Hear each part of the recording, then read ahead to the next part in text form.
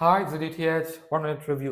ജോഷിയിലെ സംവിധാനം ചെയ്ത മൂന്നാം നൊമ്പരം അഭിനയിക്കുന്നത് സാജൻ സൂര്യ, ധന്യ മേരി വർഗീസ് എന്നിവരാണ്.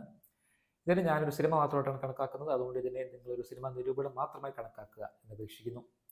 ഒരു ബിബ്ലിക്കൽ പടമാണ്. അത് കൂടാതെ അവരുടേതായ ഫിക്ഷൻ അവർ ഉൾപ്പെടുത്തിയിട്ടുണ്ടെന്ന് അവർ തന്നെ പറയുന്നുണ്ട്.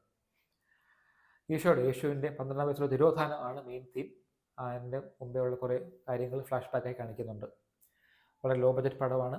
അതുകൊണ്ട് തന്നെ എല്ലാ പരിമിതികളും ഉണ്ട്. വളരെ അമച്വറിഷ് ആയിട്ടാണ് ട്രീറ്റ് ചെയ്തിരിക്കുന്നത്. വളരെ മോശമായിട്ടാണ് ട്രീറ്റ് ചെയ്തിരിക്കുന്നത്. ഇതിൻ്റെ മൊത്തം കണ്ടുകൊണ്ടിരിക്കാൻ പാടാണ്. ശരിക്കും വളരെ വളരെ അമച്വറിഷ് ആയിട്ടാണ് എനിക്ക് തോന്നിയത്. എല്ലാ കാര്യങ്ങളിലും പാട്ടൊക്കെ സഹിക്കാൻ പറ്റത്തില്ല. പിന്നെ 2 മണിക്കൂർ ഇല്ല പടം. ഒരു 1:40 ഉള്ള പടം. അതൊന്നും വലിയ കുഴപ്പമില്ല. എങ്കിലും ബുദ്ധിമുട്ടാണ് കണ്ടുകൊണ്ടിരിക്കാൻ. അഭിനയത്തിൻ്റെ കാര്യമൊന്നും പറയാതിരിക്കുന്നതാണ് ഭേദം. ശരിക്കും ഒരു നാടകം പോലെ, ഒരു നാടകത്തിന് ഫ്രണ്ടിൽ ക്യാമറ വെച്ച് കണക്കാണ് തോന്നിയത്. 0/5.